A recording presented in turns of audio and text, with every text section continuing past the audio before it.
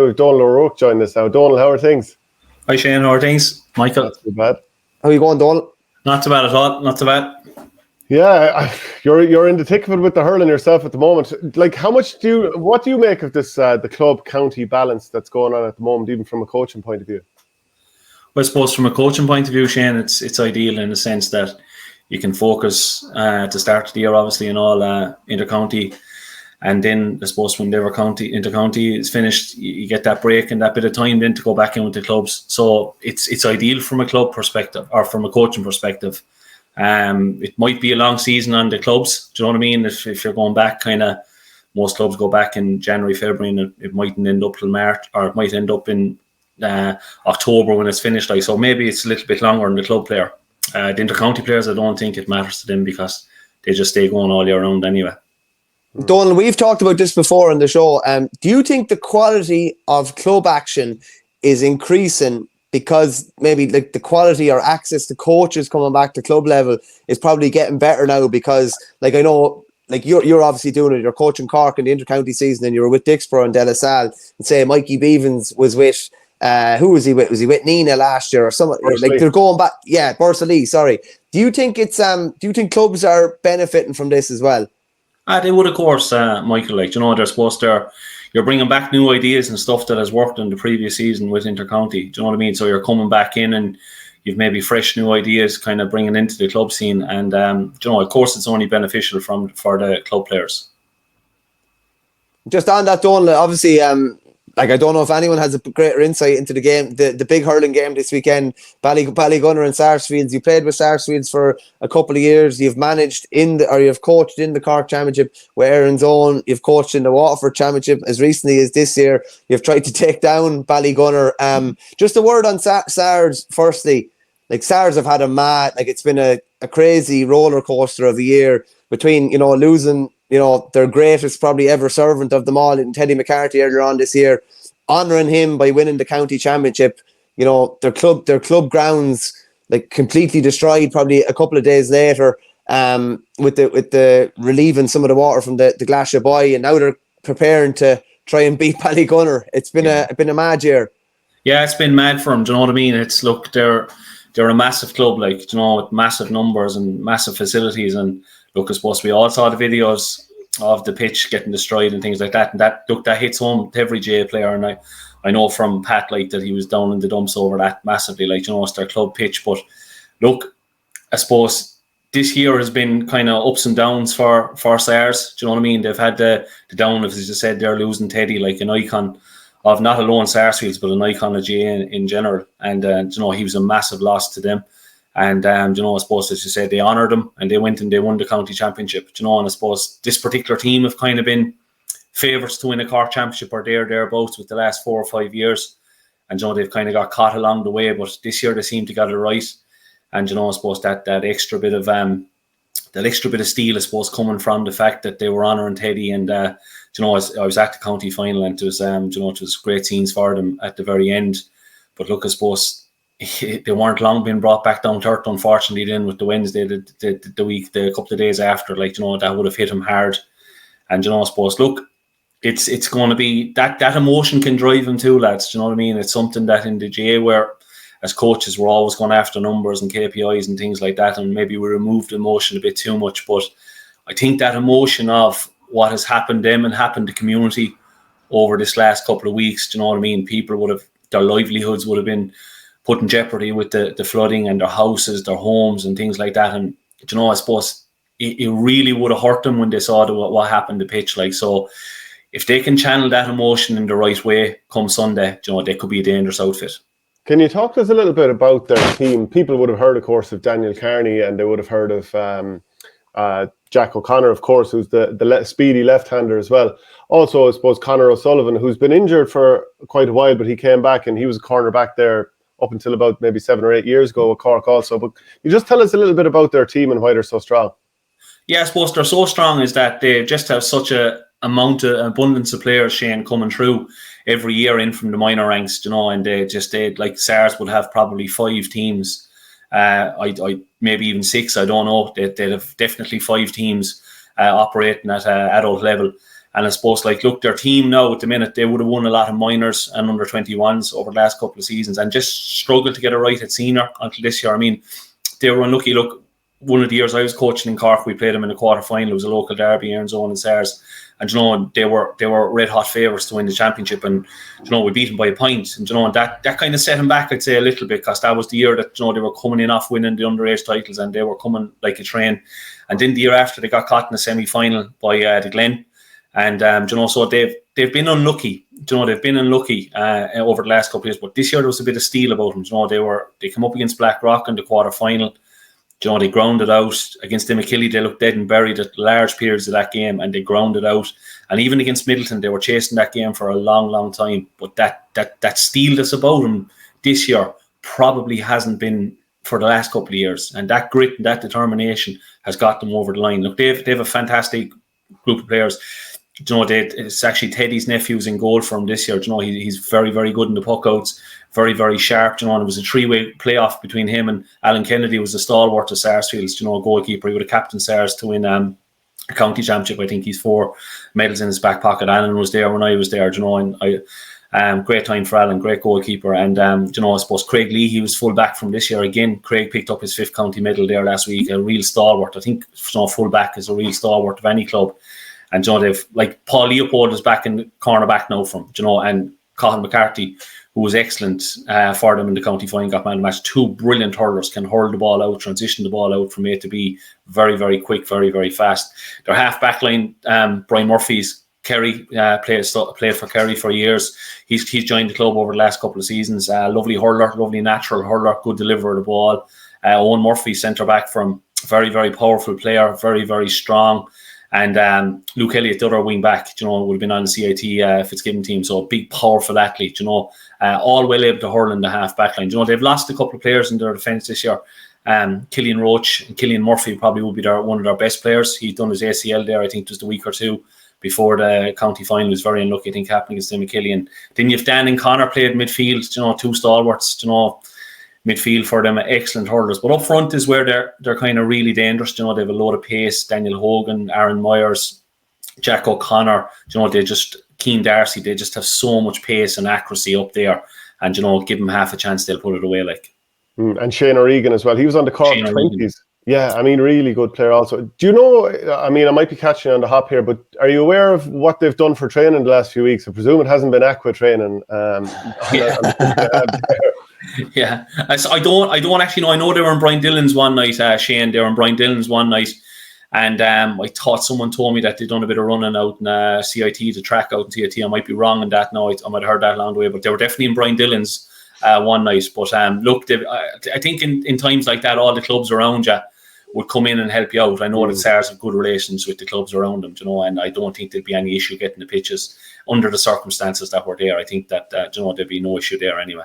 I was chatting to the chairman yesterday. They've been in Páirc Uí Rinn most of the time, and even a couple of days after beating Middleton in the county final, Middleton offered them their facilities. Yeah. That's just the way it is. Like, I remember when Burr were going well back in the day, we wouldn't have had lights or anything like that, and you'd take strips out of Rhinus like 12 months of the year nearly, and then they're offering your facilities for the winter training. Yeah. That's kind of the way it is. But you mentioned Donal, like, about there's a bit of steel about them this year. They've struggled to get over the line in big games probably up until this year. Like, you've probably been involved in teams when you just get over the line, and now all of a sudden I'm sure there's a belief that they think that they're going to get over the line in most games now. Yeah, definitely. Look, and that's the thing, do you know what I mean? Winning tight games is a habit as well as losing tight games is a habit, do you know what I mean? And that inner steel, that belief that, look, we can win the tight games. And, like, look, they're going down to Watford on Sunday. They're coming up against the best club team in the country, and they have absolutely nothing to lose. Do you know, their main objective at the start of the year would have been to win a Cork Championship. Do you know what I mean? And they've achieved that. And look, I suppose with everything that's gone on the last couple of weeks, you know, I think it's going to be mentioned. It'll be mentioned within their camp, like, you know, and this is for the community, this is for the area. And, you know, that's when teams are dangerous, when that emotion is there and there's something to fight for. There's a bigger cause out there than the bubble within the group itself. And, you know, I think the way that the whole community would have come together after that, you know, and that can just cement members of clubs and everything like that. We're all fighting one way, lads. We've all been affected by this, and that's what did happen. Do you know what I mean? And look, they'll be well prepared for the weekend. You think of last year, 𝘕𝑒₏ came out of Tipperary and they'd won the county title for the first time in a long, long time. There was huge emotion there after the year that was in Tipperary, but they were carrying injuries. They had, obviously they would have enjoyed themselves for a few days, all this kind of crack, and they got absolutely spanked the next day out down in Walsh Park by Ballygunner. Do you feel that there's any risk for Sarsfields getting a bit of a pasting from this Ballygunner team who've just won 10 in a row? Of course there is. This Ballygunner team could paste anyone, Shane. They're so talented. They're practically an inter-county team operating at club level. Do you know what I mean? And they are capable of putting it to the sword, any team in the country. There is that worry there. I think the one thing about Sarsfields and Ballygunner, I think there's good relations between both clubs. As far as I know, that they play a challenge game, not maybe every year, but every couple of years. I know they played each other in a challenge game down the Gold Coast last year, and it was a very, very tight affair. So I think that they're used to playing each other at underage levels, as well. So they know a lot about each other, even though they would never have clashed in the heat of a championship game before. But I'd say the players are very, very familiar with each other, and there's definitely that worry that's there, Shane, as you said, from 𝘕𝑒₏ last year, they came down to Walsh Park and it didn't work out for them, But look, Ballygunner are waiting in the high grass for everyone in the Munster Club Championship. They're off with 8 weeks, and this is their season begins now, so to speak. Donal, would it be fair to say going playing Ballygunner is not like playing a normal club team? Like, you can have all ideas of how you're going to force your will on the game, but strategically and shape-wise, they're so hard. They're very, very difficult to break down. There's a hell of a lot of questions and headaches before the ball is even thrown in, and things that you think you maybe have to have dealt with and talked about in training. You were obviously over with De La Salle this year. What's it like coming up against Ballygunner? I'd imagine there's a hell of a lot of things you have to plan for. There's a lot of things you have to plan for. You can have a lot of plans, and as Mike Tyson says, you get punched in the jaw and your plan goes out the window. Look, they're powerful everywhere. If you go through their 6 forwards, if you go through Pádraig wing forward, his brother Mikey centre forward, Peter Hogan wing forward, that's their main line to me. That's the line that gets through so much work, creates so much space inside. They're so skillful. They're really, really very, very good players, and their energy that they bring to it. And then you have 𝘧𝘶𝘬𝘁 inside, and you have Kevin O'Mahony inside, and it's like Patrick Fitzgerald. So you've six forwards playing at club level, and if they put on the 6 of them put on the Watford jersey, you'd be very, very worried about them in an inter-county game. Never mind at a club game. So it's what you do. You just have to kind of go out and try and be yourself and try and force yourselves upon them as much as you can and bring as much energy and try and match them. And look, they're an exceptional team, and their backs then you go through from their goalkeeper up, Stephen O'Keefe, one of the best goalkeepers in the country. The modern era has been a fantastic goalkeeper. Barry Coughlin, full back. I don't ever see any player really getting the better of him. I think the only time I ever saw him in trouble was in the All-Ireland semi-final last year against 𝘱𝘉𝘁, or was that 2 years ago?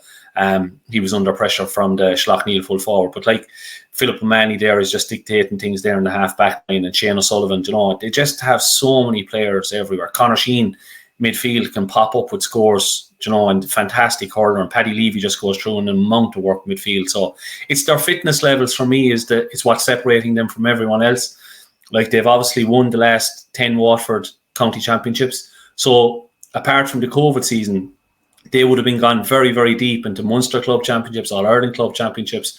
So their pre-season is very, very small by the time when they come back. So the gaps in their development as players is very, very small. They don't have to go through the heavy pre-seasons that probably most clubs have to go through. They're just basically topping up the whole time, topping up, building on it. And it's just that energy and that ferociousness that they bring and that hunger to get the ball back is just, it's unbelievable, to be honest with you. I think at this stage, it's fair to say that there's a fear factor within Watford, relating to Ballygunner. Was it 55 matches unbeaten or whatever it is? Do you think that beyond Watford, our teams from Cork, Tipperary, etc., is the same fear factor there? Yeah, well, I suppose, look, they have history in the making this year, in the next couple of weeks, Shane, that they could be the first team to win 3 Munster Championships in a row, Munster Club Championships. So that they're the things that they'll be going after. People would say, what are you doing in Watford? You can't box them in, but slowly and surely they're starting to take over Munster as well. Do you know what I mean? So like they're just a really, really good team, and like it's so hard to stop them. Like they have, as we said, inter-county players everywhere. And look, it's a generational team too. It's that like it's Stephen O'Keefe there, Pádraig Mahony, Philip Mahony, Barry Coughlin, Conor Sheehan, Ian Kenny. All these guys grew up in kind of in and around the one age group, and they were so talented, and they won everything. And they've come through, and they've just brought everyone with them. And every year then they've been adding one or two coming through that from their underage ranks. Like, you know, and look, 𝘧𝘶𝘢 has been huge for him. You know, he's been the cream on top of the cake, you know, since he's come back to Ballygunner, and since I don't even think he's lost a club game in Watford since he's came back. You know, I mean, it's frightening, like, you know, it's and he's just been the X factor that they needed, that real top inter-county forward, that player that you can go to every day. You know he's going to score 4 or 5 points from play. He's going to win you a couple of frees. He's going to set up 2 or 3 points. And when you have that, like, it's so hard to stop amongst the other forwards that they have, you know. So I'm trying to think, how do you, as Sarsfields, try and break down this Ballygunner? Like, they're obviously brilliant in the forwards, but even breaking down the defence that never seems to get dragged too far out, Donal, because Paddy Levy seems to sit in front of Philip Mahony, and Philip Mahony seems to sit in front of Barry Coughlin, who you've mentioned as well, and then you've got Ian Kenny and all these excellent players around. Like, what do you think Sarsfields can do to try and upset Ballygunner in this game? Like, as you said there, it's like they play the way they play, like there's a lot of similarities to the way Limerick play, Ballygunner play, and you know, that's obviously the influence of Sean O'Donnell there. You know, that the half forward line are constantly moving, coming back, helping out the midfield, helping out their half back line. It's leaving their six backs hold that structure. What do you do against them? Do you know, there's not many weaknesses in against them. Do you know what I mean? I suppose when we were setting up against them in 𝘧𝘶𝘢 this year, we probably looked to the teams that had troubled them and how did they trouble them over the last couple of years. Ballyhale, they seem to struggle with that long direct ball that comes in, that Ballyhale that win that ball, and you know, they're a very, very strong direct team.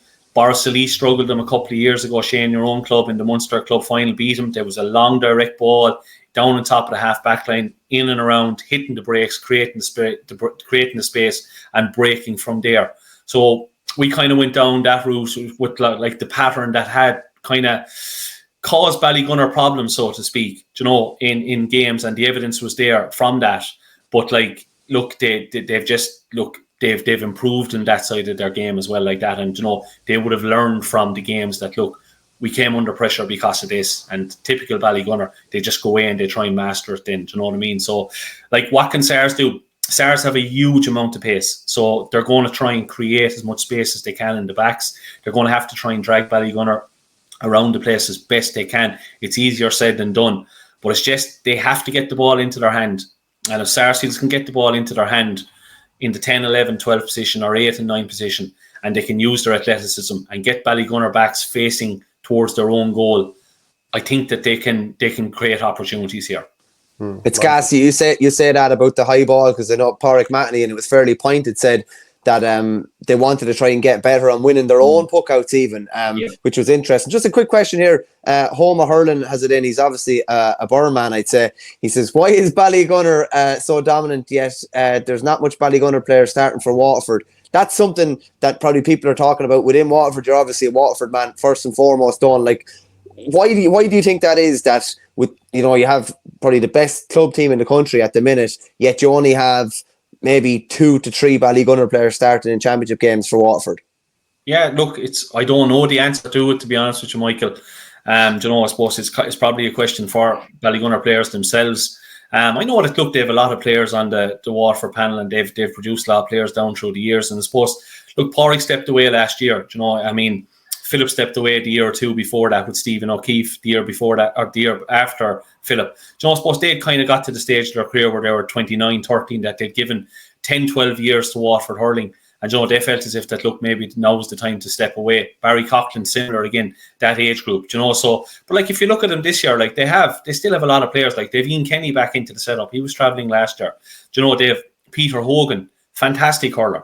You know, Patrick Fitzgerald up and coming forward in Watford. Dessie Hutchinson. You know, Conor Sheehan is back in the Watford setup, you know, this year. So like, there is a lot of players there. Kevin O'Mahony was on the panel last year. So I don't know, is it that accurate, to be honest with you, that they're not in the Watford setup? Like, I've named 5 or 6 lads there. Paddy Levy made his championship debut against Tipperary last year. So that's 6 or 7 of the current team that are there. Shane O'Sullivan has been a massive servant for Watford down through the years. So that's another player that has got championship time for Watford. So I think that, look, right, they mightn't have been getting on the first 15. That's another story or whatever. Do you know what I mean? I don't know the answer to that. But these are very, very talented players that are available for Watford. So I don't think that that's the case, that they're not making themselves available for Watford.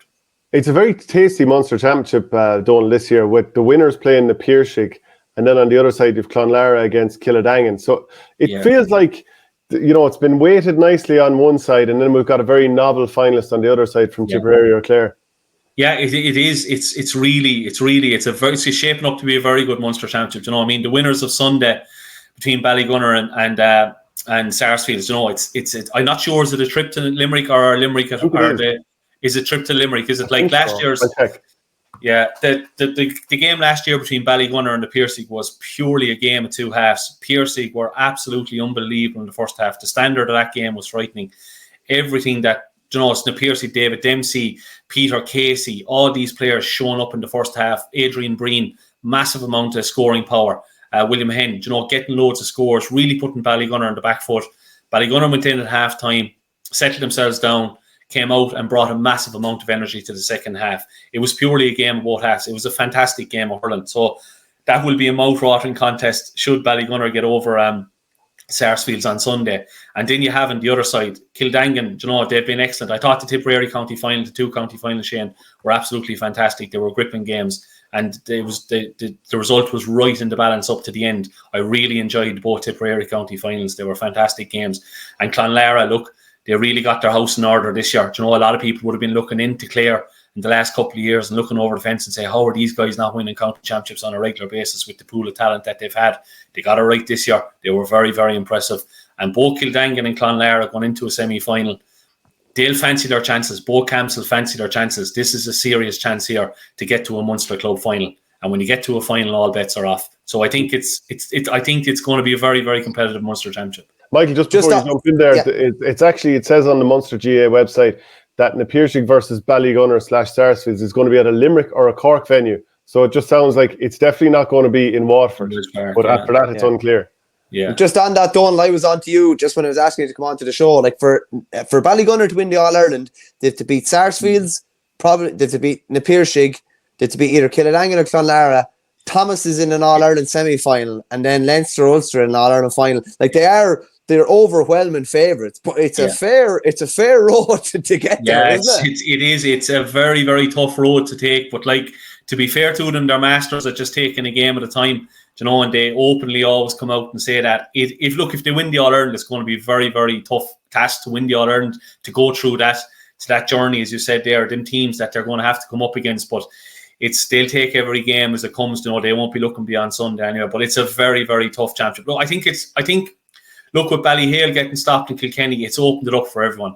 I think a load of teams are probably saying to themselves, geez, we have some chance here of winning All-Ireland Club Championship and putting our names on top of the pile. And I think it's going to be a really, really good championship. I'm really looking forward to watching how it plays out. Were you looking through your hands at the Kilkenny final last Sunday and thinking what might have been, given you were involved with Dixborough and you're involved in that absolute epic quarter-final against them?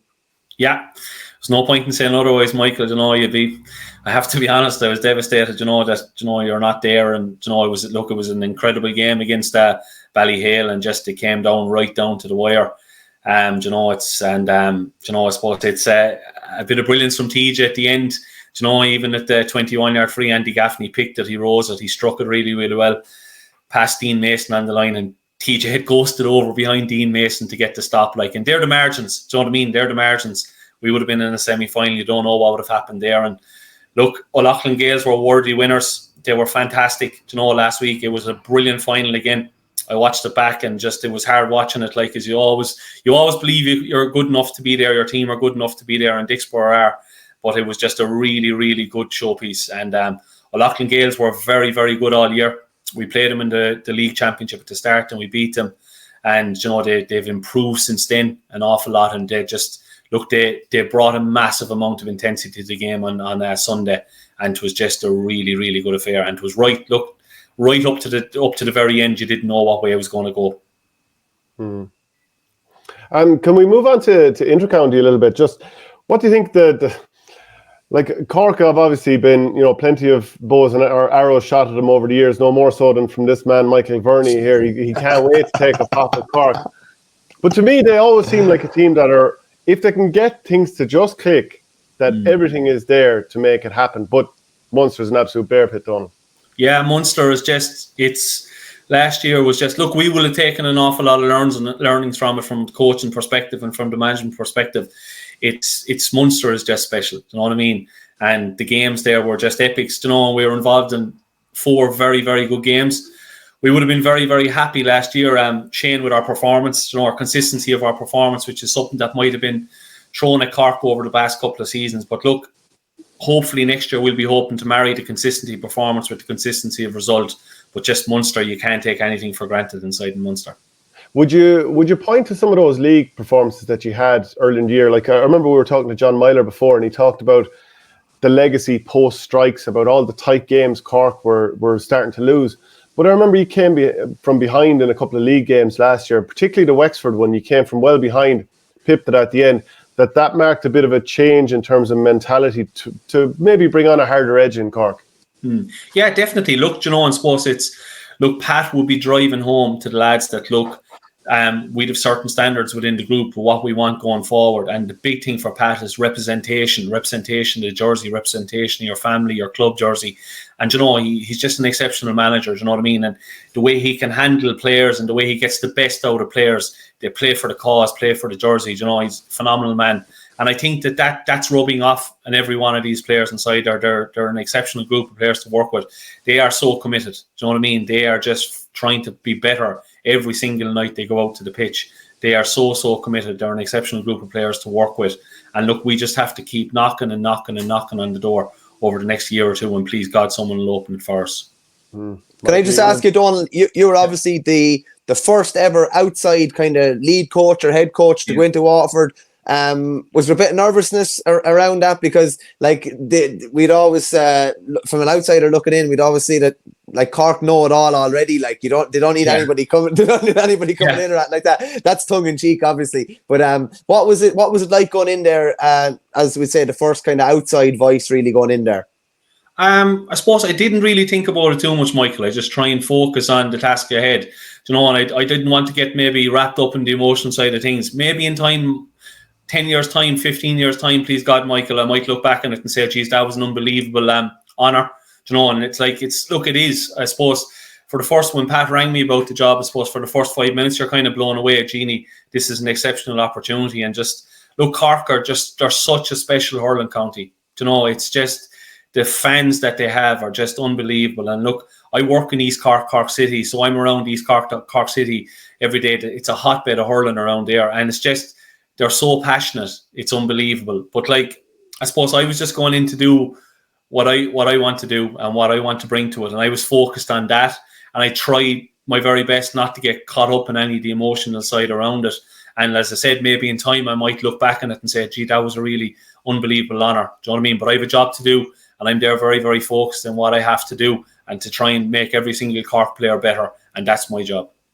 Can I just ask you about the round robin in Munster? Talk about players and how difficult it is for players. What's it like for management and to be part of a management team? Do you sleep well during the Munster Championship? Or is your mind always thinking about what's going on, what's coming around the corner? You're thinking about Sunday, but you're planning for the next game and the next game. How full on is it? It is really full on. And you actually only realise how full on it is, Michael, is when it's over and you have the week off or the 2 weeks off. I took a month off and I didn't go near Dixborough or De La Salle for a month after Cork. And you don't realise how actually drained you are until it's all over. You're probably going on adrenaline and you're just driving forward and you're just getting from game to game, session to session. Look, it's so full on. And I suppose I only realised that this year when we played Watford in the first championship game, and we had a 6-day turnaround to Tipperary. And we had only one training session in between that because lads have to recover and things like that. So we were only able to take to the pitch once. And next thing, it's up on top of you again. It's a Saturday evening game and it's right on top of you. And it is just, as you said, full on. And you try and prepare as best you possibly can. And look, that's something where we would have taken great learnings from the year gone, Michael, in that this year we hope to be more prepared. We're the only county now this year in the Munster round robin where we have a 7-day turnaround on 2 occasions. We have the first day we've Watford away in Welsh Park, then we have Clare at home the week after, then we have a week off, and then we have Limerick at home, and then we're away to Tipperary 7 days after. So we've 2 back-to-back games with 7 days, so we have to be well prepared for that. Can I ask you what it's like going through, as a coach, one of these matches? So, for example, you kind of mentioned the Tip match there during the course of that. And, like, they started off the game brilliantly, and Tip looked all at sea. And remember, wasn't it Declan Dalton scored the goal? And, you know, I had in my hands watching Tipperary. Then all of a sudden, Tipperary took the game over. And then, obviously, Cork come back again. But what's it like as a coach? Because I'm sure you've got these patterns of play that you want them doing, and everything probably feels like it's just going to dust. So what's it like for you on the sideline? Yeah, it is. There's great people there. Pat, Donal O'Rourke, Wayne Sherlock, Brendan Coleman, Fergal Condon, and we have a brilliant analysis team. So like it's not all in town on top of one person or anything like that. We all have certain things that we're working out for. I suppose we'd have our management team would be looking at different things. Myself and Pat might have an overview of everything that's going on. But like, look, the Munster Championship this year with every game, I don't think any team can dominate the whole 70 minutes. Each team has their passages of play. And what you try and do is just try and limit it. Do you know what I mean? When someone's getting on top, can you make adjustments in that moment in time? When you're on top, can you get the game played at a faster level? Can you keep it on top? Can you keep the pressure piled on? And look, that's kind of where it is. You try and figure out patterns. Why our team after getting 3-4 points in a run on us? Are they getting scores from this direction here? How are they getting their scores? So mostly my job as a coach is probably looking back as to actually what happened in the 5-10 seconds previous and try and making sure that that's not going to be a pattern going forward and try and stop that from happening. So that's mostly the stuff I'd be looking at. And is it difficult in any way, shape or form for you to have a message across the board between the full coaching ticket? We saw this with Liam McHale when he exited the Mayo setup recently. He kind of felt like his ideas were different to everyone else's. But like, you're all different men or whatever, and obviously Pat leads and maybe you lead the coach and all that. But is it like, at times, do you feel like you're pulling and dragging each other, or is there a uniformity of how you approach it? No, there's a very much uniformity. And look, that's probably the one kind of was a little bit of a concern of mine was coming in, was that would I fit in with the lads, because I hadn't worked with any of the lads. Of course, I played with Pat. I would have been on the phone to Pat the whole time with the last 20 years, bouncing ideas off each other. We'd have a very, very good relationship. But I hadn't worked with his team, and I was never worried about them working as a group, because the proof was there. They never lost an under-21 game. They won back-to-back All-Irelands, back-to-back Munster Championships, and they all know each other. And like, I've never worked with a management group that are so tight-knit. These guys, they're so tight-knit, and they just have so much respect for each other and admiration for each other. They're an exceptional group of management, and like we have great fun as well. But like, I suppose coming in there, I was probably concerned that, if I rubbed them up the wrong way or whatever, but I had a job to do and come in. And in fairness to the lads, they just left me get on with the stuff on the training pitch, things like that. And we all box our own corner, and everyone has their job to do within the setup, and we go and do that. Yeah, and could I ask you what your coaching philosophy is? And obviously, I don't want you to tell us everything, but even if you did tell us everything, it's not necessarily that somebody could go out and replicate what you're doing anyway. But could you just give us an idea, a taster of your coaching philosophy? I suppose the big thing for me, Shane, is that I'd like to think that I'd be a coach that had adapt around the player style rather than me coming in and getting 30 lads to adapt around my style. So I always kind of look at what the team I am taking on and what style suits them best. Because if I try to adopt my own style on top of 30 lads, that's very, very difficult. But it's very, very simple for me to adapt to 30 lads and try and bring the best out of them for what has worked for them, what hasn't worked for them. I love looking back in videos of games and individual plays for players and trying to improve on them individually and looking at their strengths and trying working on their weaknesses. But also, as a coach, like it's the strengths of the team that I kind of go after as much as I possibly can. And looking at Cork, we have so many strengths, and I try and drive home them strengths. So my philosophy, Shane, I suppose, I love the game played at a very, very high pace. I don't think you can do things fast enough for me in the hurling pitch. I just want everything done at a very, very fast pace, very, very high skill set. You have to be high skilled to play the game at such a high pace. Move the ball forward as fast as you possibly can, and not to the detrimental of just hitting the ball, getting the ball, and lumping the ball. Do you know what I mean? Heads up hurling, moving the ball through the lines. And when you don't have the ball, you're just working so hard out of possession. I suppose the big thing players will say to me, or people will say to me, that, geez, this fella's a very good hurler. The first thing I look at a player, I suppose, is how good is he out of possession? Do you know what I mean? Can he get the ball back? Has he got the drive to get the ball back? Is he willingness to get the ball back? Can he close down the space to where the ball is going to be? Is he thinking 3-4 seconds ahead of where the ball actually is going to be? Do you know, I'd always be forcing players that if you're not on the ball at the minute and there's a free, take that time. Am I in the right position? Am I doing what I'm meant to be doing? Where is the likelihood that the next ball is going to be? So I'm always trying to challenge players to think ahead rather than look back. It's funny you say it there, Donal. Like in a game, you're out of possession a hell of a lot more than you are in possession, aren't you? Like you need to work a hell of a lot on what you're actually doing when you're not on the ball. Yeah, 100%. Closing down space is the big one. Do you know what I mean? Closing down. Do you know, identifying areas around that look possible threats. Do you know what I mean? Not hanging out your teammates out to dry. And you know, and we can all box our own corner, but it's a team sport, and we always trying to make the team come first, like, you know, so that's a big thing, and that's something Cork done very, very good this year. Do you know what I mean? Everything you ask the Cork players to do, they'll do it to the best of their ability. Do you know what I mean? They're 10 out of 10 lads. And Donal, like, how much influence would you take from other sports? For example, like, I couldn't name the amount of times that I've looked at a soccer drill, which you can get a load of them online, and they're done visually very well, so you can port a lot of them over to GA. Would you do this from other sports? And could you tell us of any sports that you would do that from?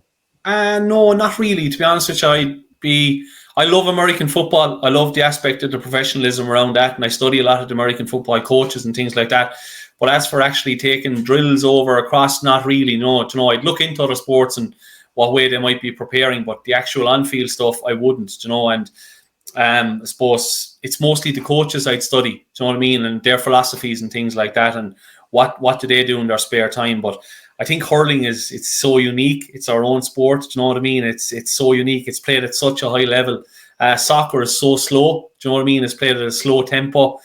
Rugby is very, very slow. And they're kind of sports that are kind of, I wouldn't say, there's phrases creeping into hurling from rugby an awful lot. And a lot of coaches are looking into the rugby, the way they're doing things. But I'm a firm believer that, like, 10 seconds in a hurling match, a lot of things can happen in 10 seconds in a hurling match, whereas a rugby match, it's a lot slower. It's a lot, the pace is pedestrian in comparison to the Munster Hurling Championship.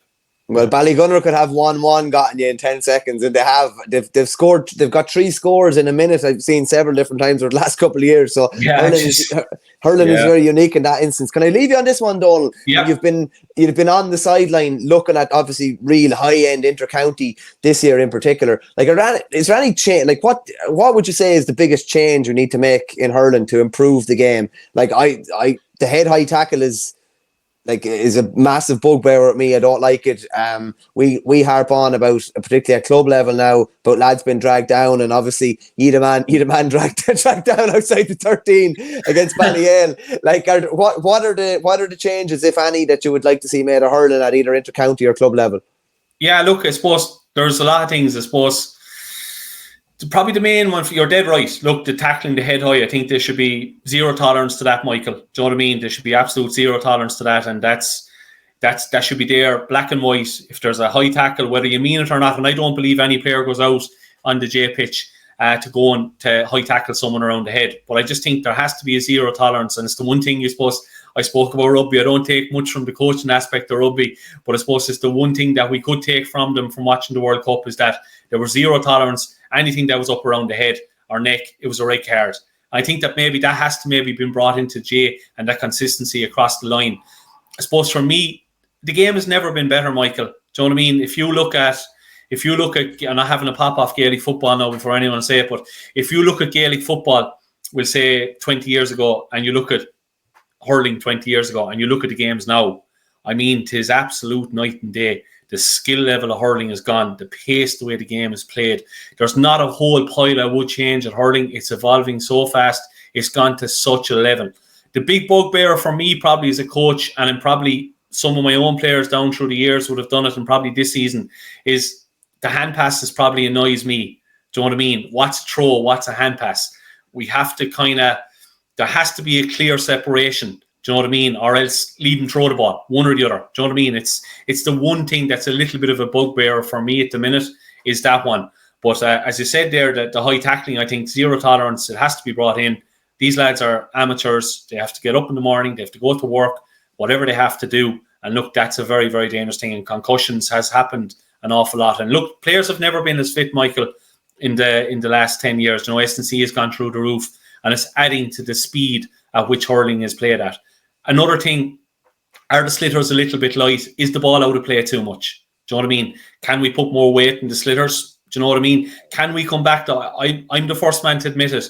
Every player I love looking at players' hurleys and see the balance of their hurley. And I'm always forcing players to say, look, you can get the same weight across your hurley, just get the boss bigger. It'll improve your striking, it'll improve your touch.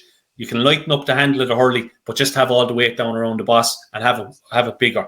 And that's improving the skill set of hurlers. Their first touch has never been better. Their striking has never been better. So maybe if we want to get the ball and play more, that there has to be a limit put on the boss. And I know it's something that I'd be kind of sick in the sense that won't be happening because it's improving players. But look, I suppose we need to get the ball and play a little bit more in hurling, and maybe doing these little things can improve the game, because we all know nobody wants to go out and watch free takers hitting the ball. No one wants to see goalkeepers end the roll and pucking the ball from a goal there recently in his club championship into the other goal. Do you know what I mean? We don't want that. Do you know what I mean? We want ball and play, contact, man-to-man, hip-to-hip, brilliant scores, brilliant defence. That's what we all want. Yeah, and so say all of us. Actually, I'll just let you off on a comment here from Richard Hogan. Apologies to Donal, but Shane put the kiss of death on 𝘧𝘲𝘀 by tipping them to win in Kilkenny. He also did the same with Thurles.